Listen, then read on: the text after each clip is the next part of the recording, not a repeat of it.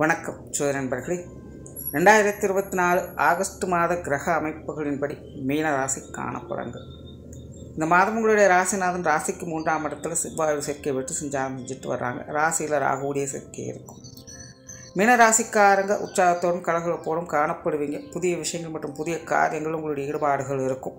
பிரயாணம் சார்ந்த விஷயங்களில் ஆர்வம் காட்டி வருவீங்க. நிறைய பேர் இந்த வெளியிடங்களுக்கு போய் வரக்கூடிய அமைப்புகள் உருவாகும். சிலருக்கு தொலைதூர பிரயாணங்கள் போன்ற அமைப்புகள்லாம் உருவாகலாம். ஆன்மீக ரீதியான விஷயங்கள் ஈடுபாடுகள் அதிகரிக்கும். அது சார்ந்த விஷயங்கள் காரியங்களும் ஈடுபட்டு வருவீங்க.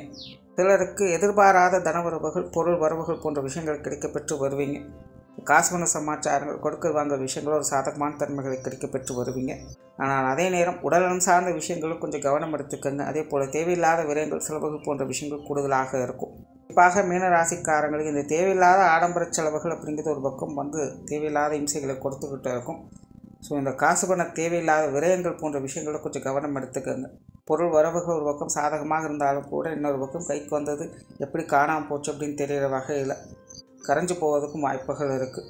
அதனால் பொருளாதார விஷயங்களில் கொஞ்சம் கவனம் தேவை. பொது விஷயங்கள் மற்றும் பொது காரியங்களில் சில சாதகமான அமைப்புகளை எதிர்பார்க்கலாம். வெளி இடங்களில் உங்களுக்கான மதிப்பு முறை அங்கீகாரம் போன்ற விஷயங்கள் சாதகமாக இருக்கும். சிலருக்கு இந்த போட்டி பந்தயங்களில் வெற்றி வாய்ப்புகள் அப்படிங்கிறது கைகூடும். அதே போல் இந்த எழுத்து தேர்வுகள் போன்ற விஷயங்கள் கூட சாதகமான அமைப்புகளை எதிர்பார்க்கலாம்.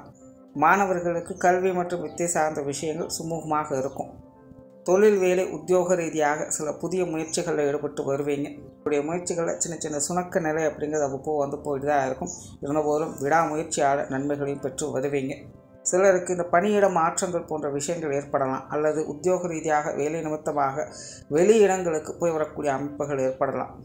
புதிய வேலை வாய்ப்புகள் தொழில் வாய்ப்புகள் போன்ற விஷயங்கள் எல்லாமே ஓரளவுக்கு சாதகமாக இருக்குது. வெளியூர் மற்றும் வெளிநாடு சம்மந்தப்பட்ட விஷயங்களில் கொஞ்சம் கவனம் தேவை. தேவையில்லாத அலைச்சல்கள் சிரமங்கள் போன்ற விஷயங்கள் இதில் கொஞ்சம் அதிகமாக தென்படும். குறிப்பாக இங்கேயும் பார்த்திங்கன்னா இந்த உடல்நலம் சார்ந்த விஷயங்கள் கொஞ்சம் கவனம் எடுத்துக்கோங்க. குடும்ப விஷயங்கள் காரியங்கள் ஒரு அளவான அமைப்புகளை எதிர்பார்க்கலாம். குடும்ப உறவுகள் வகையிலும் ஒரு கலவையான மாற்றங்களை தான் பெற்று வருவீங்க. ஆகையினால் குடும்ப விஷயங்கள் காரியங்கள் குடும்ப உறவுகள் வகையில் சூழ்நிலை சந்தர்ப்பங்களை கொஞ்சம் அனுசரித்து போய்க்கிறது நல்லது.